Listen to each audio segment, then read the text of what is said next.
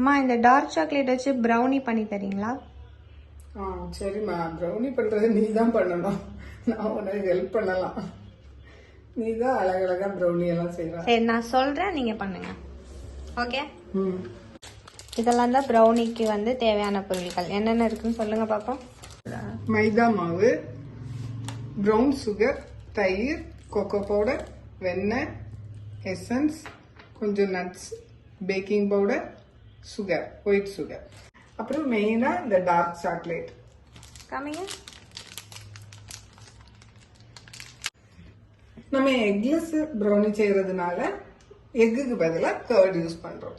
Okay, start பண்ணுங்க. Brownie செய்ய போறது நீ தான். என்ன ஸ்டார்ட் பண்ணுங்கன்னு சொல்ற? பண்ணணும்னு சொல்றேன், பட் நீங்க வந்து மெஷர்மெண்ட்லாம் கரெக்டா சொல்லுங்க. ஃபர்ஸ்ட் வந்து டார்க் சாக்லேட்டையும் பட்டரையும் மெல்ட் பண்ணுங்க. இப்போ ப்ரௌனி பண்றதுக்கு ஃபர்ஸ்ட் நாம இந்த சாக்லேட்டையும் 70 கிராம் எடுத்துருக்கிறேன், 70 கிராம் டார்க் சாக்லேட்டையும் 1/2 கப் வெண்ணெயும் சேர்த்து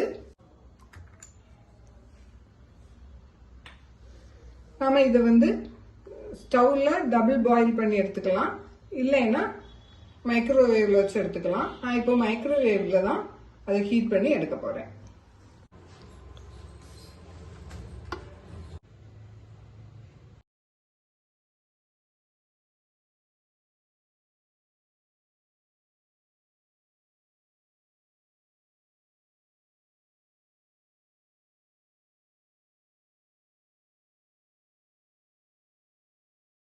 சேர்த்து மிக்ஸ் பண்ணணும்.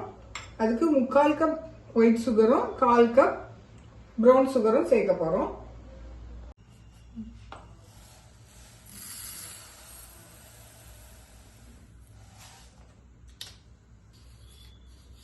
இப்போ இந்த பாத்திரத்துல கலக்கிறதுக்கு போதாதுங்கிறதுனால நான் பாத்திரம் மாத்திக்கிறேன்.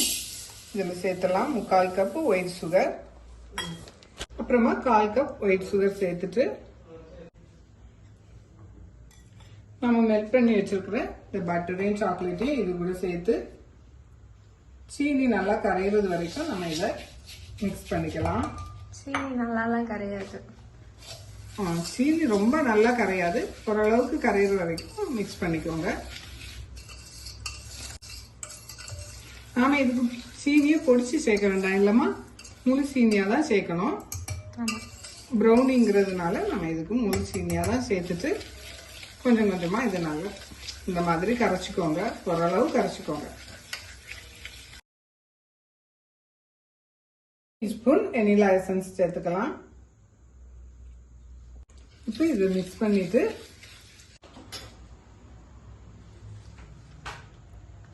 அரை கப் தயிர் சேர்த்துக்கலாம்.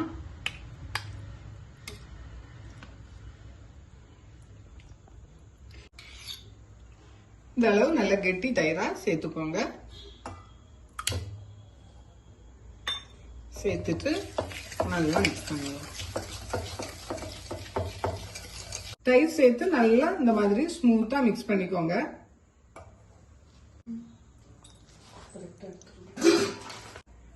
இப்ப நாம ட்ரை இன்கிரீடியன்ஸை தனியா சலிச்சு எடுத்துக்கலாம். அதுக்கு 1 கப் மாவை இந்த மாதிரி நல்லா ஷேக் பண்ணி எடுத்துக்கோங்க. 1 கப் மைதா மாவு, அப்புறமா 2 டேபிள் ஸ்பூன் கொக்கோ பவுடர்,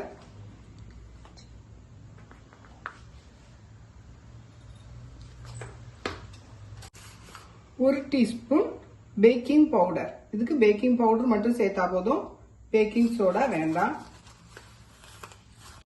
இது 1/2 டீஸ்பூன்னால நான் 2 தடவை சேர்த்திருக்கிறேன்.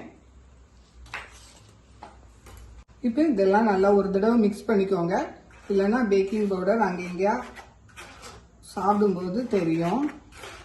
நல்லா மிக்ஸ் பண்ணிட்டு சலிச்சு எடுத்துக்கோங்க.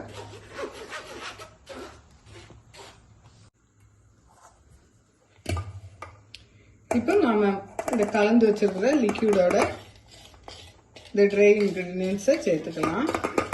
கொஞ்சம் கொஞ்சமா சேர்த்து லைட்டா மிக்ஸ் பண்ணுங்க. கேக்குக்கு மாதிரி நல்லா மிக்ஸ் பண்ண வேண்டாம். நட்ஸ் எல்லாம் இந்த அளவு சின்னதா கட் பண்ணி வச்சுக்கோங்க. இந்த அளவுக்கு கெட்டியா தான் இருக்கணும்.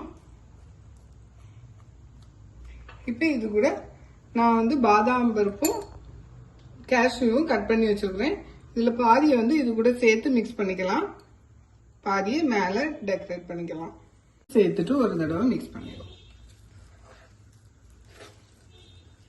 நாம ஒரு ட்ரேல பட்டர் பேப்பர் சேர்த்துட்டு அதில் கொஞ்சமா நெய் தடவிக்கோங்க. இப்படி இப்போ நாம கலந்து வச்சிருக்கிற இந்த ப்ரௌனி பேட்டரை இதில் சேர்த்துருவோம். இந்த அளவு கெட்டியாக தான் இருக்கணும். இப்போ எல்லா மாவையும் இதில் சேர்த்துட்டு நம்ம ஸ்ப்ரெட் பண்ணி விட்டுருலாம். எல்லா இடமும் ஈவனா இந்த மாதிரி நல்லா ஸ்ப்ரெட் பண்ணி விட்டதுக்கு அப்புறமா கொஞ்சம் சாக்லேட்டையும் அங்கே எங்கேயா நான் வைக்கிறேன். உங்களுக்கு விருப்பப்பட்டா நீங்க வச்சுக்கோங்க.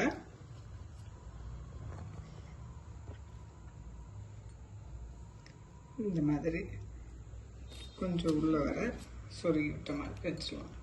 அப்புறமா இந்த நட்ஸையும் மேலே தூவிடலாம்.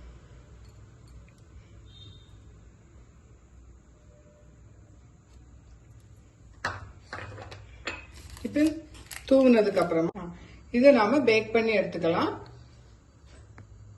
அதுக்கு முன்னாடி நாம வந்து அவனை ப்ரீ ஹீட் பண்ணிக்கணும். இப்போ நம்ம மைக்ரோவேவ்ல 170 டிகிரி செல்சியஸ்ல செட் பண்ணிட்டு 10 மினிட்ஸ் டைம்ல செட் பண்ணிக்கோங்க. செட் பண்ணி ப்ரீ ஹீட் பண்ணிடலாம்.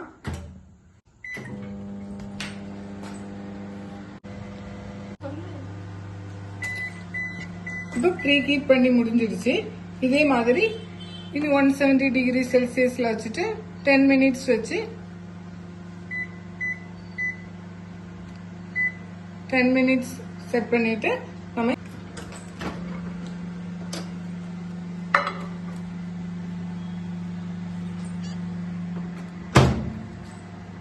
ஸ்டார்ட் கொடுத்துட்டு பேக் பண்ணிடுவோம்.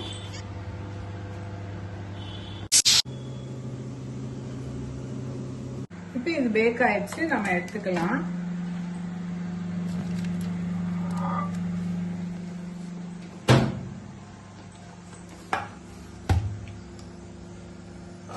இது நல்லா பேக் ஆயிருக்கான்னு பாக்குறதுக்கு ஒரு கம்பியாலேயோ இல்ல ஒரு கத்தியாலோ இப்படி குத்தி பாத்தீங்கன்னா இதுல கொஞ்சமும் மாவு இருக்காது. இப்ப நல்லா பேக் ஆயிருக்கு. 10 மினிட்ஸ்லயே நமக்கு பேக் ஆயிடுச்சு. இது வந்து நல்ல ரூம் டெம்பரேச்சர் வர்றது வரைக்கும் நல்லா ஆறணும். ஆறுனதுக்கு அப்புறமா இதை நம்ம கட் பண்ணி எடுத்துக்கலாம். அதுக்கு முன்னாடி கட் பண்ணிட்டோம்னா பிரேக் ஆயிரும், உடஞ்சு போயிடும். ஆறட்டும், அப்புறம் பார்த்துக்கலாம். இப்போ இது சூடெல்லாம் ஆறி ரூம் டெம்பரேச்சருக்கு வந்தாச்சு. நம்ம கத்தியில கொஞ்சம் பட்டரோ எண்ணெயோ தடவிட்டு இது மெதுவா கட் பண்ணலாம்.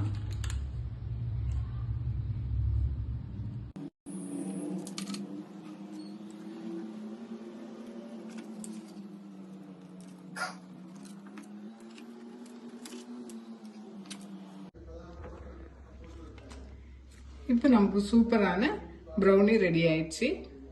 இதே மாதிரி நீங்களும் ட்ரை பண்ணி பார்த்துட்டு எப்படி இருந்துச்சுன்னு கமெண்ட் பண்ணுங்க.